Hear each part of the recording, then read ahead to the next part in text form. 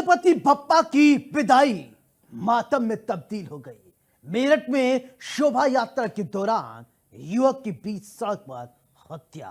भीड़ और पुलिस की मौजूदगी में धारदार हथियार से हमला। सवाल ये कि आखिर सुरक्षा व्यवस्था का ढिंढोरा पीटने वाले पुलिस उस वक्त मूक दर्शक क्यों बनी रही।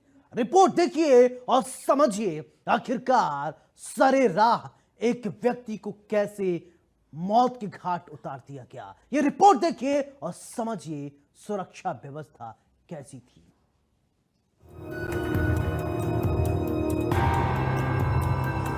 धारदार हथियार का वार, बर्बाद हुआ परिवार, सुरक्षा इंतजाम फेल, अपराधी कर गए खेल।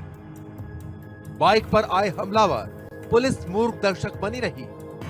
हत्या का ये लाइव ड्रामा, पुलिस सिर्फ खामोश रही। मेरठ के सरधना इलाके से ये दिल दहला देने वाली तस्वीरें सामने आई। गणेश विसर्जन की शोभा यात्रा में शामिल एक युवक पर बाइक सवार हमलावरों ने धारदार हथियार से हमला कर दिया। आनन फानन में युवक को घायल अवस्था में अस्पताल ले जाया गया, लेकिन वो जिंदगी और मौत की जंग हार गया। युवक की मौत के बाद इलाके में मातम और गुस्से का माहौल है। सबसे बड़ा सवाल ये है कि जब शोभा यात्रा तय समय के बाद भी बड़े बड़े डीजे के साथ निकाली जा रही थी, तब पुलिस क्या कर रही थी। आरोप है कि पुलिस तमाशबीन बनी रही और सुरक्षा व्यवस्था पूरी तरह नाकाम रही। पुलिस मौजूद थी, भीड़ मौजूद थी, फिर भी हमलावरों ने हमला कर दिया और फरार हो गए। वहीं परिजनों का आरोप है कि पुलिस की लापरवाही ने उनके बेटे की जान ले ली। अगर पुलिस सतर्क होती तो ये घटना टाली जा सकती थी। थाना सरधना क्षेत्र अंतर्गत कस्बे में रात में कुछ युवकों के बीच हुए आपसी झगड़े में एक युवक की चाकू लगने से मृत्यु हो गई। इस प्रकरण में दोनों ही पक्ष एक दूसरे के परिचित और सजातीय हैं। इस घटना से संबंधित उपलब्ध वीडियो के आधार पर परिजनों द्वारा 2 लोगों को नामजद करते हुए और कुछ अज्ञात लोगों के खिलाफ तहरीर दी गई, जिस पर थाना सरधना में सुसंगत धाराओं में मुकदमा दर्ज किया गया है। प्रकरण में पुलिस द्वारा त्वरित कार्यवाही करते हुए एक नामजद और एक अन्य कुल 2 व्यक्तियों को गिरफ्तार किया गया है तथा 2 अन्य संदिग्धों को हिरासत में लेकर पूछताछ की जा रही है। जो प्रकरण में अग्रेतर वैधानिक कार्यवाही है वो थाना सरधना के द्वारा की जा रही है। घटना के बाद सरधना इलाके में तनाव फैल गया। माहौल बिगड़ने से पहले ही पुलिस ने कई जगहों पर फोर्स तैनात कर दी। वहीं इलाके के लोगों का कहना है कि हम विसर्जन में शामिल हुए थे, अचानक हमला हुआ और लोग डर से भागने लगे। पुलिस ने कुछ नहीं किया, लेकिन अब पुलिस दावा कर रही है कि आरोपियों की तलाश की जा रही है और जल्द ही गिरफ्तारी होगी। मेरठ के थाना सरधना में देर रात चाकू से गूंदकर बॉबी नाम के व्यक्ति की हत्या कर दी गई थी। वहीं सूचना पर पहुंची पुलिस ने जो बॉबी है उसको अस्पताल में भर्ती कराया था, जहां उपचार के बाद बॉबी की मौत हो गई थी। वहीं जो बॉबी के पिता है उनके द्वारा तहरीर दी गई थी और तहरीर के बाद पुलिस की 2 अलग अलग टीमें बनाई गई थी, जहां पुलिस की जो टीमें हैं उन्होंने देर रात 4 लोगों को गिरफ्तार किया था और उनसे पूछताछ जारी की थी। और पूछताछ में ये तमाम चीजें निकल के आई थी। जो बॉबी है, बॉबी ने जो मारने वाले हैं उनको पानी में धक्का दिया था और पानी में धक्का देने के बाद इन लोगों के बीच विवाद हुआ था और विवाद के बाद वहीं पास में बज रहे डीजे में जब उन्होंने बॉबी पर हमला किया तो डीजे की आवाज में किसी को आवाज नहीं गई और जो वहां पर घटना को अंजाम देने के बाद जो आरोपी है वो फरार हो गए थे। अब जाकर पुलिस ने इसका 18 घंटे में ही खुलासा कर चारों लोगों को जेल भेज दिया है। फिलहाल पुलिस ने इलाके में शांति व्यवस्था बनाए रखने के लिए चेकिंग बढ़ा दी है, लेकिन सवाल जस का तस है कि पुलिस मौजूदगी में हत्या कैसे हो गई।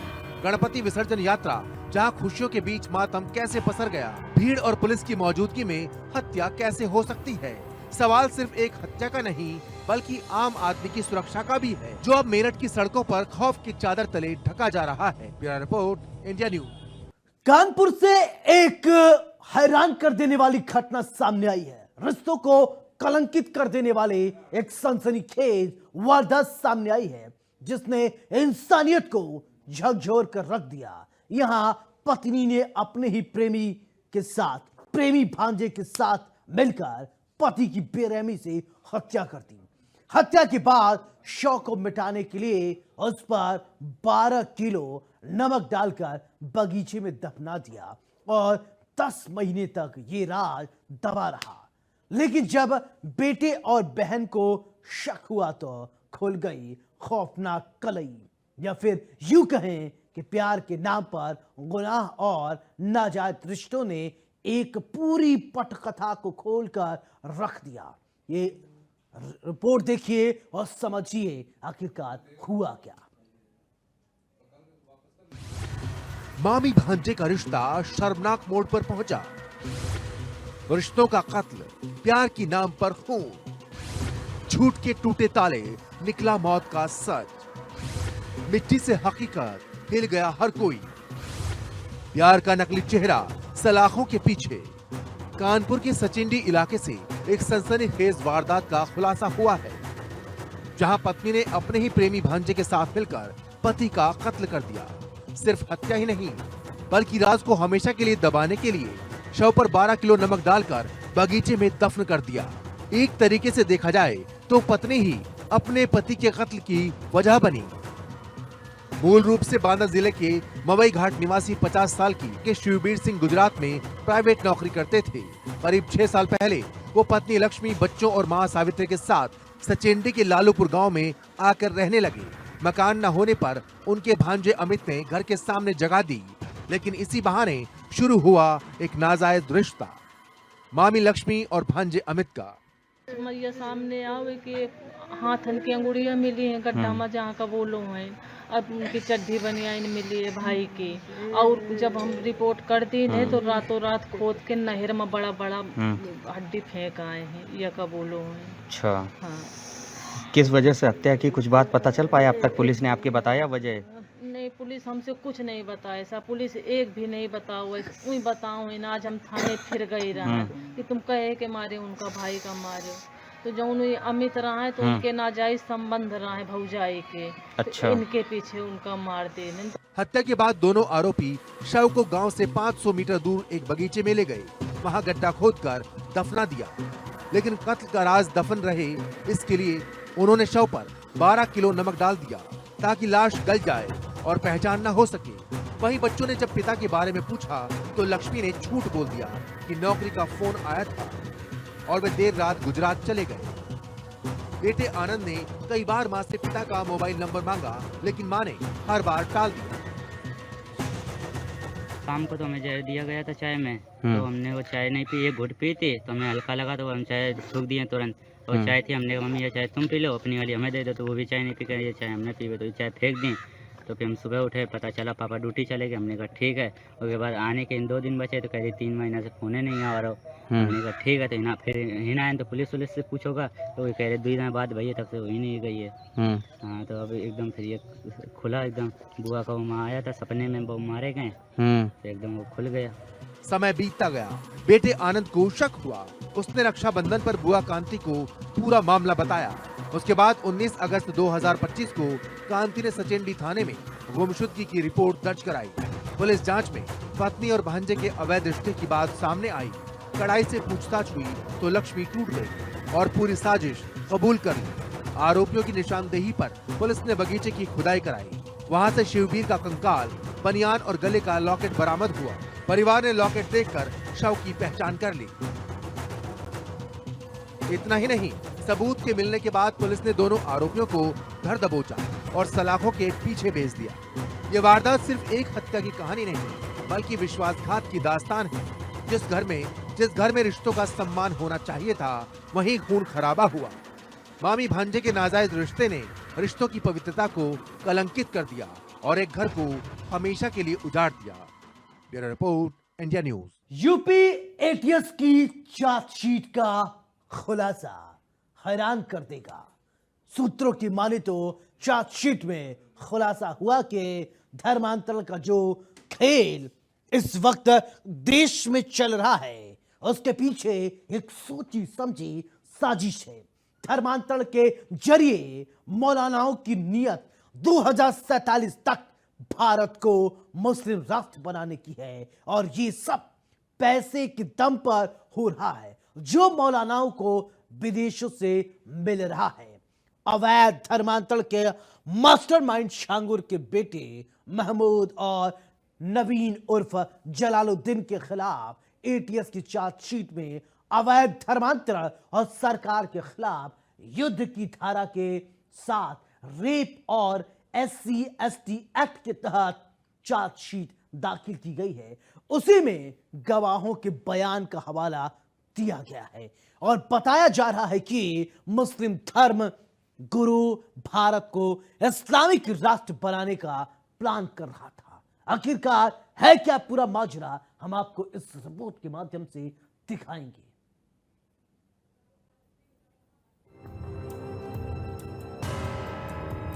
यूपी में धर्मांतरण का खेल जारी, इस्लामीकरण की तैयारी, चार्जशीट से खुला राज, भारत को बनाएंगे मुस्लिम राष्ट्र, 2047 तक भारत को मुस्लिम राष्ट्र बनाने का प्लान डिकोड। यूपी में लगातार धर्मांतरण का खेल जारी है। गाजियाबाद से लेकर लखनऊ, मेरठ से लेकर प्रयागराज, बरेली से लेकर सुल्तानपुर, हर जिले में धर्म परिवर्तन का गंदा खेल खेला जा रहा है। कभी प्यार के नाम पर तो कभी पहचान बदलकर मुस्लिम युवा हिंदू लड़कियों को अपने प्रेम जाल में फंसा रहे हैं। हाथ में कलावा और माथे पर तिलक लगाकर हिंदू बनने का नाटक करते हैं और हिंदू लड़की को फंसाकर उनका शारीरिक शोषण किया जा रहा है। शादी का झांसा देकर उनकी अस्मत लूटी जा रही है। यहाँ तक कि शादी करने के बाद युवतियों पर धर्म बदलने का दबाव बनाया जाता है और उन्हें मजबूरी में इस्लाम कबूल करना पड़ता है। ये कोई इत्तेफाक भर नहीं बल्कि एक सोची समझी साजिश का हिस्सा है। ऐसी साजिश जो पूरे संगठित तरीके से अंजाम दी जा रही है, उसका पूरा खाका तैयार किया गया है और उसके लिए बाकायदा ट्रेनिंग भी दी जा रही है कि कैसे हिंदू लड़कियों को झांसे में लेकर उनका इस्लामीकरण करना है। इस्लामीकरण के इस गंदे खेल का खुलासा SIT की चार्जशीट से हुआ है जो उसने कोर्ट के सामने पेश की है।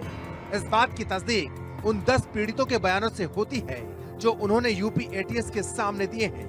ATS द्वारा छांगुर के बेटे महबूब और उसके सहयोगी नवीन रोहरा के खिलाफ चार्जशीट में इन सभी 10 पीड़ितों को गवाह बनाया गया है। इन गवाहों में वो पीड़िता भी शामिल है जिसने महबूब और नवीन पर बलात्कार और छेड़खानी के आरोप भी लगाए हैं।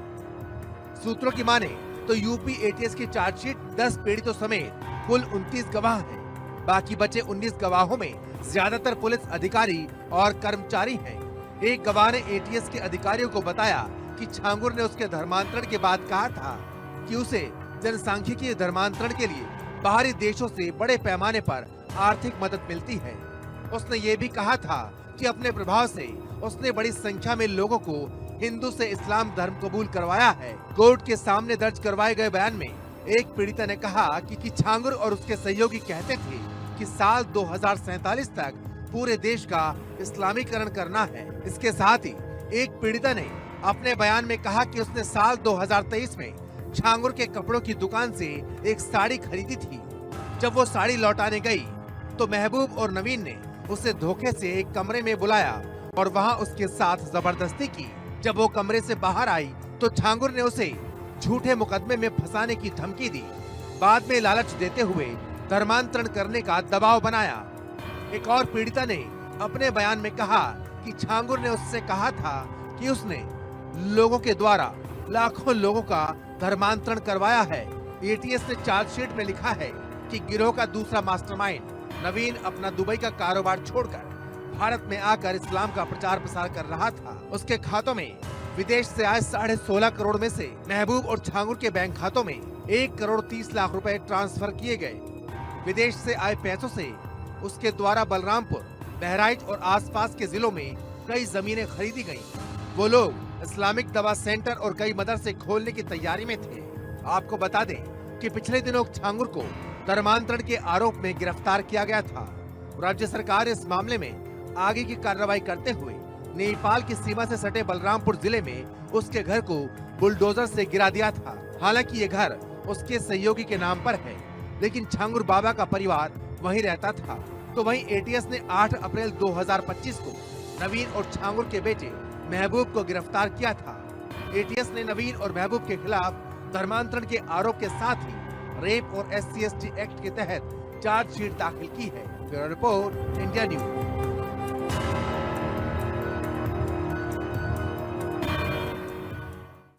हरियाणा के हिसार में टेक्नोलॉजी कंपनी में एक बॉस ने अपने ही महिला कर्मी की जिंदगी तबाह कर दी। बॉस ने अपने ही महिला कर्मी के साथ एक बार नहीं बल्कि कई बार रेप किया। युवती को बदनामी का डर दिखाकर बॉस उसकी असमत लूटता रहा। 3 साल तक लगातार युवती को अपनी हवस का शिकार बनाया। यह रिपोर्ट देखिए और रहिए सावधान।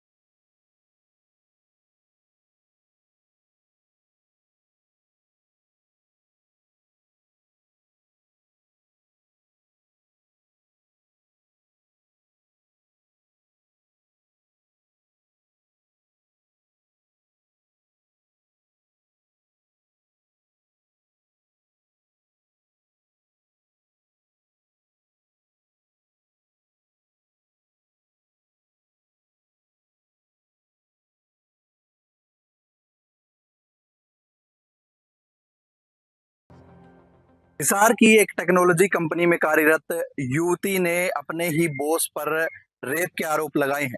युवती का कहना है कि साल 2022 में उसने कंपनी को ज्वाइन किया था और 19वें दिन ही बॉस ने उसे ऑफिस में बुलाकर जबरदस्ती संबंध बनाए। उसके बाद लगातार जो है उसके साथ जो है रेप करता आ रहा था। आखिरी बार उसके साथ जो है ये घटना 30 अगस्त 2025 को घटी थी।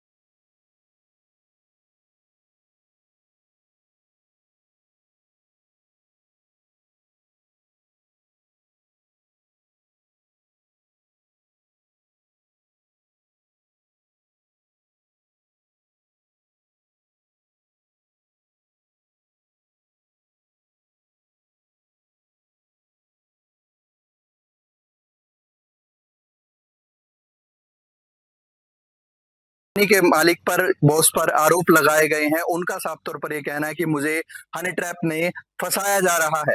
30 लाख रुपए में मामला सेटल करने की बात भी हो गई थी। मैंने इस मामले को लेकर जो है एसपी को शिकायत भी दी है। युवती की ओर से अभी तक इस मामले में किसी से बात नहीं की गई है। उसने सार्वजनिक तौर पर किसी के सामने अपना पक्ष नहीं रखा है। फिलहाल पुलिस मामले की जांच कर रही है। Bureau report, India news.